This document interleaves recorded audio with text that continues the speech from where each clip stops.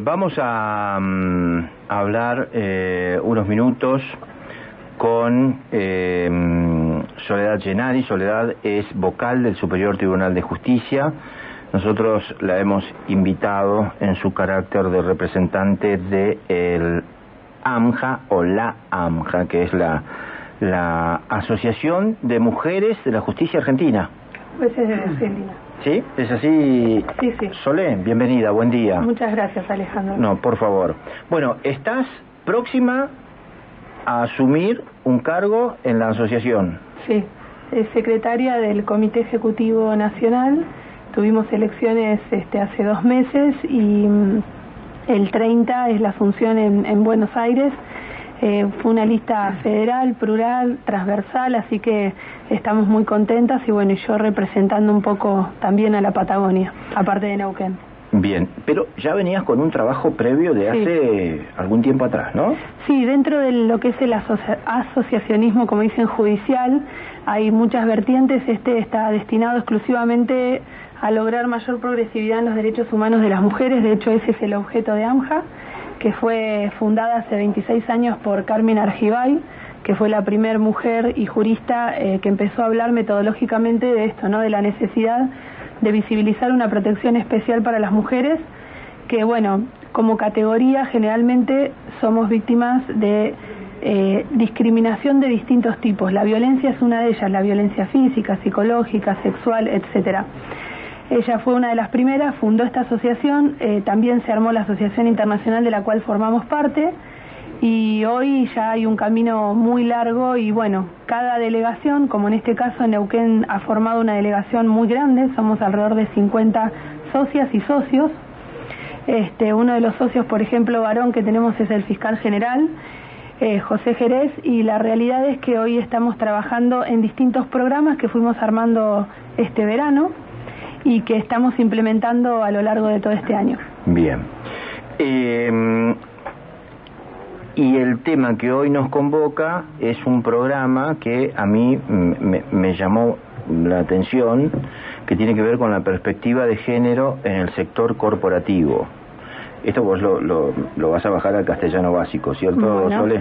Sí. Por favor. Bueno, en realidad siempre se piensa rápidamente de que la obligación de incorporar la perspectiva de género en el quehacer está vinculado en el quehacer público. En realidad, tanto la Convención para eliminar todas las formas de discriminación contra la mujer como Belén do Pará, que es la CEDAW, y Belén do Pará, que son las dos convenciones madres, digamos, en esta temática, establecen que la obligación no solo es para el Estado debe promover, debe generar cada vez mayor acceso, debe generar políticas públicas, pero también está obligado el sector privado. Sin el sector privado es imposible que lleguemos realmente, como dice la MESECBI, que es un mecanismo de seguimiento de estas convenciones, que lleguemos a un verdadero estado de igualdad real o material.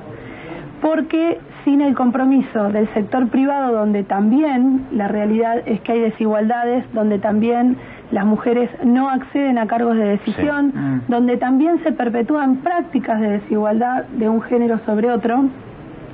Por eso es muy, pero muy importante trabajar sobre el sector privado. Justamente en el marco de eso y pensando en nuestra región, que está como epicentro de un proyecto de desarrollo muy importante de gas y de petróleo, como es Vaca Muerta, básicamente gas, empezamos a pensar de qué manera nosotros podemos a este gran desarrollo de tipo económico, industrial, hidrocarburífero, cómo podemos desde nuestro lugar, desde la asociación, contribuir en herramientas que empiecen a generar justamente buenas prácticas dentro de las empresas que operan en la región. La primera empresa, en realidad la primera organización con la cual firmamos un acuerdo marco fue la Cámara de Comercio Americana, la AmCham. AmCham es la que patrocina este programa marco, ¿no?, de perspectiva de género en el sector corporativo. Allí hicimos un encuentro y ahí manifestaron interés distintas compañías que operan en la región. La primera fue YPF, así que estamos la semana que viene realizando justamente la primer parte del programa.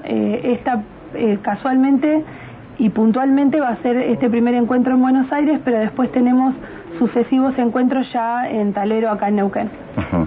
¿Y por qué ponen el acento en las compañías ligadas al petróleo, Solé? Bueno, en realidad no fue solo compañías ligadas al petróleo, sino que nos surgió desde la delegación Neuquén la posibilidad de trabajar sobre justamente esta matriz para poder contribuir a un desarrollo más integral justamente tenés un proyecto tenés un proyecto económico, y para que pueda tener de alguna forma otro tipo de perspectiva mucho más integral, pensamos en nuestra región. Así surgió. En realidad, una vez que firmamos con AmCham hace la convocatoria a sus socias y se presentaron compañías de, por ejemplo, distribución y saneamiento de agua, se presentaron empresas de todo tipo, fueron 11 compañías importantes, entre las cuales estaba también empresas del sector hidrocarburífero, pero no está pensado exclusivamente para el sector hidrocarburífero.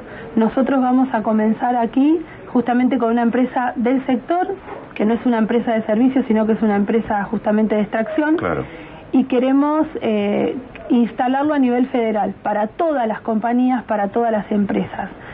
Después te explico bien el programa, pero sí, básicamente lo que genera este programa es que las empresas que reportan en lo que es el balance social, ya sea con el método de la GRI, como dicen algunas normas, o con balance social clásico, la idea nuestra es a todas las empresas que participen de este programa, les hacemos una certificación justamente para que reporten dentro de su balance de responsabilidad social. Bien, y avancemos sobre el programa. ¿Cómo está diseñado? ¿Quiénes participan? ¿Quiénes son los que capacitan? Bien, en este momento estamos en una primera fase, y la primera fase es que vamos a hacer una sensibilización básicamente en el ámbito del sindicato en Buenos Aires, primero para justamente generar la conciencia de por qué necesitamos formarnos y acá van los 3 módulos. El primer módulo es un módulo introductorio, un módulo de sensibilización, es un módulo donde se trabaja básicamente justamente conceptos muy pero muy básicos. La realidad es que sobre el tema de género y perspectiva de género se habla mucho, pero se sabe poco. Claro. Y se dicen muchas cosas que generalmente a veces no tienen un significado positivo. ¿A qué voy con esto? Volvemos a lo mismo. Estamos como bombardeados de información, pero en realidad hay que empezar a hacer cosas que tengan una metodología, que se transformen en políticas públicas. Justamente a eso vamos. En el ámbito de la perspectiva de género, sensibilizar a alguien tiene que ver con justamente explicarle cómo el ser humano que ha sido criado dentro de un ámbito que se le denomina androcéntrico o patriarcal, que es un término que escuchamos muchas veces, donde el hombre está en el centro y la mujer está en la periferia, digamos, en un rol de asistencia, en un rol de colaboración, pero nunca en un rol preponderante. Así fue escrita la historia, así fue escrito el lenguaje. Bueno, la idea es de construir justamente esto y visibilizar las desigualdades estructurales. Cuando a mí me preguntan por qué es necesario visibilizar justamente la perspectiva de género, en realidad lo que tenemos que visibilizar es la discriminación a la cual son sometidas las mujeres mayoritariamente, si bien hay minorías también sometidas a distintos tipos de discriminación. La mujer, voy a dar un ejemplo en el ámbito laboral, la mujer es la mitad de la población. Si hoy miramos los ámbitos de decisión y hacemos un mapa de género, que es una herramienta estadística, vamos a encontrar que la mujer no ocupa preponderantemente espacios de decisión, y que justamente muchas compañías o sectores públicos utilizan la figura de la mujer, que normalmente es una sola, para decir no, tenemos una mujer en el equipo. Claro. Pero ese equipo no es equitativo en materia de género. Una cosa es la equidad, que yo siempre digo, bueno, la equidad de género es esto. Vamos a conferencias, vamos a congresos, vamos a jornadas, escuchamos currículums impresionantes de las mujeres que se han capacitado, se han formado, sin embargo después los que toman las decisiones son otros. Entonces, un poco la perspectiva de género apunta a mostrar que la desigualdad es estructural. La mujer hoy carga con un montón de responsabilidades, mandatos históricos, que van convirtiendo justamente a la mujer en un sujeto, yo diría, tiene que hacer malabares para poder desarrollarse profesionalmente, para poder cumplir con todos los estándares, porque no solo tiene que trabajar, sino que también tiene que cumplir con un montón de otras cosas. Justamente incorporar la perspectiva de género pasa por esto. Es una forma de ver la vida, la perspectiva de género es una forma de analizar la realidad con todas estas advertencias. ¿Qué dice la CEDAW? Bueno, señores, tengan en cuenta que una mujer mayoritariamente y por definición no está en posición de igualdad respecto del hombre, por muchas razones, algunas biológicas y otras tienen que ver con cuestiones sociales e históricas. ¿Y cuál es tu posición al respecto? Mi posición, ¿por qué crees vos que ocurre esto? Yo creo que ocurre por, siempre se dice que es la multicausalidad. Una, por cuestiones históricas. La realidad que estamos muy acostumbrados, de hecho si vamos al diccionario vamos a ver que, por ejemplo, gobernante y gobernanta tienen dos definiciones totalmente distintas. Un gobernante, si yo hablamos del lenguaje, vos automáticamente te creas una imagen, esa imagen es lo que transmitís. Un gobernante es un hombre que se dedica al quehacer público y que toma decisiones. Y una gobernanta, y en esto no es que estoy criticando el trabajo, sino que digo cómo ponderan las jerarquías del propio lenguaje, una gobernanta es una mujer que administra un lugar de alojamiento. Ajá. Después si vemos mancebo y manceba, ¿cuál es la diferencia? El mancebo es un soltero, la manceba es una mujer, como dice el diccionario, cuyo vivir no cumple con los estándares deseables, una cosa así dice el diccionario. Así vamos a encontrar que desde el lenguaje hay un montón de cuestiones que hoy están invisibilizadas, arraigadas y que además nosotros nos manejamos con prejuicios y estereotipos, que es lo necesario para vivir y funcionar.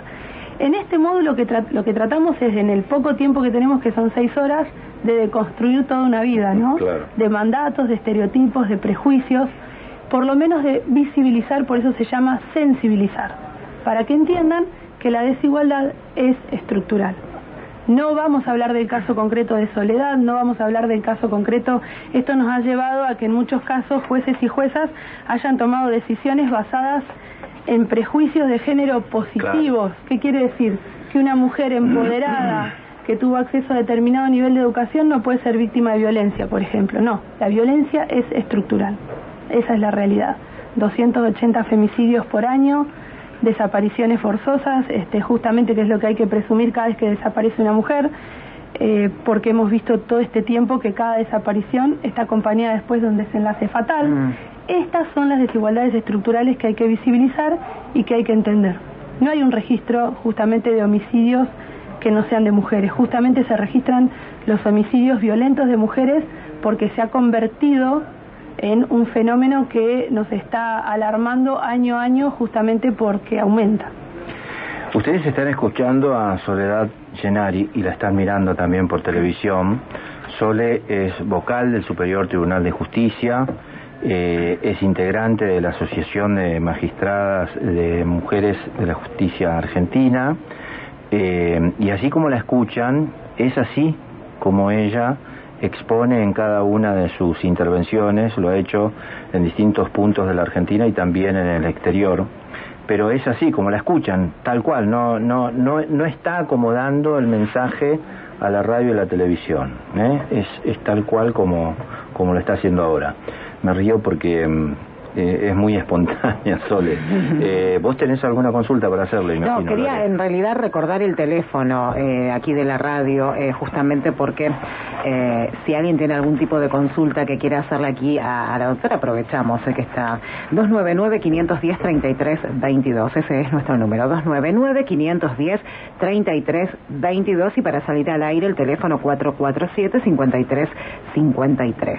Y vamos a decirles que, bueno, dependiendo de la agenda de la doctora, vamos a estar aquí al menos 1 o 2 veces por mes con temas que tienen que ver con esta problemática y otras problemáticas que están abordando desde la AMJA. Santiago, ¿vos tenés alguna consulta? Sí, una consultita. Voy a romper una lanza en nombre de los hombres, ya que estamos en esta charla. Bueno, puede llegar a terminar en cana, pero... No, sin desconocer todo esto y apoyando obviamente todo esto que decís, Sole. Hay otras cuestiones como, por ejemplo, la tenencia de los hijos ante un divorcio, que se presume que los hijos van con la madre. Es muy difícil que la justicia diga lo contrario, si no, desasname, por favor. Sí. Esto uno lo entiende como legislaciones también desde algún punto de vista machistas. Más allá de que afectan a padres que por ahí no pueden ver a los hijos y demás, pero es como una legislación machista. Es decir, ¿por qué ante un divorcio se presume que los chicos tienen que vivir con la madre? Si esto es así, si no, por favor, desasname. Bueno, a partir del año 2015, Argentina sanciona un nuevo Código Civil. Antes, el Código Civil anterior, que igual fue reformado sucesivamente, para que te des una idea de... tenía, más allá de la obra de Vélez Arfiel, que nadie duda de que probablemente yo no hubiera sido capaz de generar semejante cuerpo normativo, sistémico, etcétera, pero el código era un código antiguo, era un código que contenía, por ejemplo, una presunción de la mujer que era una incapaz de hecho relativa, que no podía ejercer la curatela ni la tutela de menores de edad, salvo la abuela viuda, esa era el 455 creo que era. Ahora bien, el nuevo código genera un cambio de paradigma. ¿Cuál es el cambio de paradigma? La coparentalidad o la corresponsabilidad en el cuidado parental. ¿A qué voy? Hoy, antes, se decía mucho que había como, de alguna forma, se trabajaba sobre una presunción de que cuanto menor era el niño debía tener justamente la crianza en manos de la madre. Hoy de alguna manera, esos estereotipos, fíjate ¿qué dice el artículo 45 de la Constitución Provincial? Tenemos la obligación de que los estereotipos de género empezar a deconstruirlos. Esto tiene que ver con que no puede haber roles más allá de algunas cuestiones que tienen que ver con la cuestión biológica, como por ejemplo la gestación, que es una cuestión biológica propia de la mujer. En esto, ahora, fuera de este ámbito, todo es discutible. Claro. Y otras cuestiones biológicas que, no vamos a enumerar aquí. Pero la realidad es que el código vigente nuevo tiene un cambio de paradigma respecto de la equidad de género, ¿no? Ya no existen más esas barreras, por ejemplo, justamente lo que acabas de decir, ese es un prejuicio de contenido machista. Claro. Porque decir, no, el cuidado del niño, el niño debe estar al cuidado, primero, en principio, se fomenta la coparentalidad, la corresponsabilidad, que la crianza sea conjunta, que eso le genere mayor fortaleza emocional, mayor seguridad en cuanto a su desarrollo en una temprana infancia y después obviamente durante toda su vida. Pero hoy ese paradigma de que había como un de alguna suerte un prejuzgamiento o un beneficio a favor de un progenitor por sobre el otro vinculado con el género hoy no existe. Bien. Distinto es un bebé que está lactando, donde hay que tener especial consideración, y eso también es perspectiva de género. Claro. Justamente, considerar que hay cuestiones biológicas que nos separan, que hay que considerarlas. En otros casos ni siquiera se han considerado. Si un juez toma una decisión y no tiene en cuenta estas cuestiones, está fallando sin perspectiva de género. Entonces, hoy esto no existe y en definitiva los jueces lo que tienen que hacer es, jueces o juezas, ponderar y buscar una solución. El título preliminar del código nos da muchísimas herramientas vinculadas incluso con las convenciones, por eso se habla de que sea convencionalizado o constitucionalizado el derecho privado. Así que yo creo que todos esos mitos es los que se están derribando todos los días en todos los fallos que van saliendo y que justamente generan esto de la corresponsabilidad parental. Bueno, eso es siempre una duda que yo tengo. Por ahí está bueno, digamos, es bastante amplio el tema, ¿no? Saber diferenciar bien qué se llama violencia de género, ¿no? Porque de pronto, viste que hoy en día se da esto de, vos, Santi, dabas el tema de cuando una pareja se separa, a quién le corresponde y todo lo demás. El que uno no le dé dinero al otro es violencia de género, muchas veces no se tiene en cuenta. Entonces está bueno esto para que quizás quien nos esté escuchando diga, yo estoy en una situación de violencia de género, no sabía que se englobaba en ese término, pero está bueno saber diferenciar eso, ¿no? ¿A qué se considera violencia de género? Bueno, por ejemplo, en este programa, el módulo 2, yo les hablé del programa del sector corporativo, que en realidad es un programa que vamos a dar en la legislatura, que se está dando en fuerzas de seguridad y que ahora vamos a dar en las escuelas con algunas adaptaciones. Bien. Pero el módulo 2 es violencia doméstica. Reconocer una situación de violencia de género, particularmente, bueno, puede haber tipos de violencia dentro del ámbito familiar, que eso no hay distinción, pero después está la violencia de género, que particularmente se dirige contra la mujer. El tema de reconocer un contexto de violencia necesariamente requiere de un ojo preparado y entrenado. No todo el mundo está preparado para ver violencia. Primero, porque hemos sido educados, y esto lo voy a decir así, y por eso digo que los padres y las madres debemos estar muy atentos a la publicidad. Hoy hay un movimiento mundial para justamente quitar los estereotipos de todos los avisos publicitarios. ¿Por qué? Porque son los que más perpetúan. Normalmente un chico cuando ve televisión o una niña no está justamente supervisado todo el tiempo. Claro. Bueno, está lleno de, y no hablo de aquellos más inocentes que ponen los cochecitos y las muñecas, no. Hablo de situaciones violentas, justamente que vehiculizan que esto se perpetúe en el tiempo. En el caso de la violencia contra la mujer hay muchos tipos de violencia. Está la violencia simbólica, está la violencia institucional, está la violencia económica, está la violencia psicológica. Por ejemplo, la violencia psicológica, ejercida por una persona que tiene además muchas herramientas para someter a su víctima, puede llevarla incluso a realizar acciones vinculadas con la voluntad de la persona que ejerce violencia, o sea, casi como un instrumento. Es importantísimo que los operadores y las operadoras que observan, o todas las personas en general, tengamos un conocimiento, primero porque podemos estar insertos en un vínculo y en un entorno de violencia, segundo porque podemos estar cercanos a un entorno de violencia. Entonces, estamos siempre asociando la violencia con la violencia física. Y en realidad hay otros tipos de violencia tan peligrosos como la violencia física. Por ejemplo, la violencia simbólica que normalmente se ejerce en lo que decían los medios de comunicación, no tiene ningún tipo de control. O sea, hacemos talleres, capacitaciones, y resulta que un niño o niña de 7 años prende la televisión, claro, y ve a una mujer, perpetuada en un rol, y así lo va a ver durante muchos años. Entonces, ahora se están generando compromisos, porque si esto no va acompañado de una multidimensión de acciones, en realidad no sirve de mucho. Lo mismo la educación. ¿Cómo reconocer la violencia? O sea, hoy vemos cada vez más cifras donde la violencia comienza en el noviazgo, en la etapa de la adolescencia.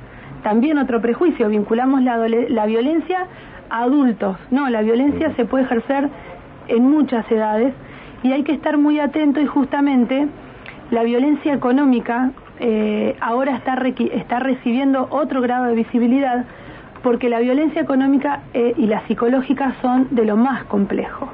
Por eso es que necesitas un ojo entrenado, porque realmente se puede lograr que la víctima aprenda lamentablemente a sufrir. Esto es lo que se llama el síndrome de sufrimiento aprendido, o sea, que la víctima se acostumbre a ese contexto. Claro. ¿Por qué? Y cuando cuentan, lo primero que le han preguntado, ¿y te pegó? No. O sea, nosotros no podemos esperar ni que venga con signos de violencia física, porque puede haber otros tipos de violencia que son tan perniciosos como la física. Claro, totalmente. En el caso de la psicológica, justamente nosotros en uno de los talleres trabajamos sobre una mujer que, aparte de violencia psicológica, sufre violencia económica. Imagínense una mujer que todo el tiempo es destratada. Está comprobado que el cerebro, expuesto a maltrato, genera nuevas conexiones, genera nuevas formas de razonar vinculadas con el maltrato. O sea, uno aprende a quedarse en esa situación. Por ende, yo a veces, la verdad que me genera mucha tristeza cuando escucho, dicen, bueno, pero en realidad se queda porque quiere. Y si además no tiene un peso, ¿cómo hace para salir de esa situación? Sí. Bueno, pero trabajo puede buscar cualquiera. Bueno, yo me pregunto, una mujer, yo tengo 42 años, una mujer de 42 años que por alguna razón no pudo terminar su primaria o no pudo terminar su secundario o el secundario, por ejemplo, ¿qué hace? ¿Quién es de nosotros está preparado para poder justamente cobijar una persona que necesita una solución? Para eso justamente el Estado tiene que generar dispositivos y programas diseñados específicamente para quitar a la mujer de ese entorno. Claro. Lo mismo sucede con los casos de acoso o abuso sexual, ¿no? Cuando dicen, ¿y por qué tardó 10 años en decirlo? ¿En qué momento? Ya está, o sea, es algo que pasó. Y no, en realidad tiene que ver con los tiempos, ¿no? El proceso que uno lleve para interno. ¿Cómo podemos juzgar a la víctima? Tal cual. Me pregunto, si en realidad un juicio no es para juzgar a la víctima, es para escuchar a la víctima, para probar los hechos que sostiene la víctima con estándares probatorios justamente acordes a lo que ha dicho la Corte Interamericana, cuando uno, por ejemplo, juzga un testimonio, analiza como prueba un testimonio de una mujer víctima de violencia sexual o de una niña, tiene que tener en cuenta ese testimonio, en qué contexto, de alguna forma, la víctima reproduce ese testimonio. O sea, no es lo mismo relatar un hurto que relatar un hecho extremadamente traumático, por ejemplo, en el caso de una niña. Esto es la perspectiva de género, tener en cuenta precisamente que hay estándares de cómo valorar la prueba, y si hay una palabra que falta o le preguntan qué música estaba sonando en la radio cuando esto sucedía, o si le preguntan qué tenías puesto, esto es justamente no tener perspectiva de género, porque es no poder de alguna manera empatizar con la víctima y pensar, yo tengo que tratar de ver, de justamente llegar al hecho, no de juzgar a la víctima, ni menos a su pasado, ¿no? Claro. ¿Santiago? Sí, ya que estamos en el tema del... Nos quedan 3 minutos. Los niños, las niñas, sí, bueno, lo breve, que también el abuso sea en caso de niños, ¿no? Muchas veces. Yo cuando detectan un caso de violencia, ¿no? Un padre violento, un jefe de familia violento, un jefe patriarcal, pongamos la figura, y hay violencia con respecto a la mujer, también enseguida se investiga sobre el tema de los chicos, porque se supone que si le pega a su mujer, por ejemplo, tranquilamente puede pegarle a sus hijos en la misma lógica de comportamiento, por supuesto, ¿no? Sí, se interviene porque ahí ya estamos hablando justamente una mujer que vive en un marco familiar, lo primero que se hace es poner a resguardo a los niños, analizar la seguridad justamente, y en el día de hoy tenemos muchos niños, niñas, adolescentes que son sujetos justamente de una medida excepcional vinculada con una situación de violencia en su casa. Claro. Y el último módulo del programa es justamente trata de personas y explotación sexual. Y esto es fundamental para insertarlo en el ámbito corporativo, claro, justamente vinculado obviamente con el sistema prostibulario, donde nosotros tenemos una línea de trabajo muy concreta, donde visibilizamos la situación de extrema vulnerabilidad que viven las personas que trabajan en este ámbito. Hablo de las mujeres, en este caso, por ejemplo. Por eso es que hablamos de trata con fines de explotación sexual. Queremos formar cada vez más ciudadanos y ciudadanas desde el ámbito que sea, para que puedan reconocer situaciones de explotación sexual, para que puedan denunciarlas, para que puedan llamar a todas las personas. Este es un flagelo que se combate entre todos y entre todas. No es algo que hay que empezar a pensar que las políticas públicas no son mesiánicas, sino que las políticas públicas requieren de participación ciudadana, requieren del ojo ciudadano y requieren de la colaboración comunitaria. Entonces, nosotros creemos que incorporar este último módulo sobre trata y con fines de explotación sexual dentro del ámbito corporativo, para nosotros es fundamental, y aparte porque obviamente estamos contribuyendo a los objetivos de la CEDAW, justamente donde mayoritariamente las víctimas de explotación sexual son mujeres y niñas.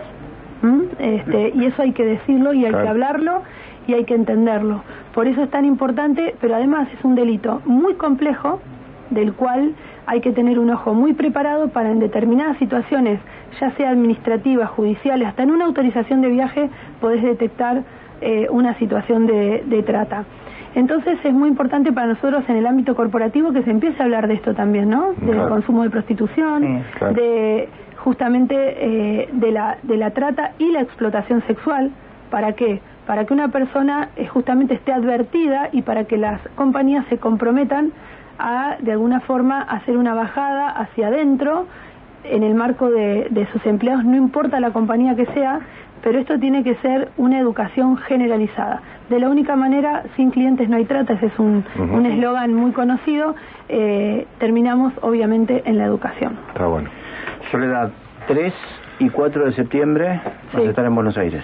Sí, vamos a estar dictando esta primer experiencia de perspectiva de género en el sector corporativo, básicamente en IPF, en un ámbito bastante particular, y la realidad estamos muy contentas porque fue un trabajo conjunto con la Fundación, con la Asociación de Mujeres Juezas en la persona de su presidenta Susana Medina, que es la directora del programa, yo soy la directora ejecutiva, y también quiero mencionar a Débora Valle, que es la directora de la Oficina de Acceso a Justicia, que también nos asiste en la implementación de este programa que requiere mucho esfuerzo y que es voluntario y gratuito. Bien, solo una última consulta porque ya nos vamos. Sí. ¿Podemos encontrar esta información en Internet?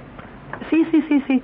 Ahora la Oficina de la Mujer tiene una página, que es la Oficina de la Mujer, y como este es un programa en conjunto con la Oficina de la Mujer, apenas lo implementemos vamos a estar subiendo todas las novedades allí. Excelente. Y en mi Facebook, que es María Soledad Genari, y yo ahí comparto todo. Ahí están todos los trabajos. Y en el Twitter también.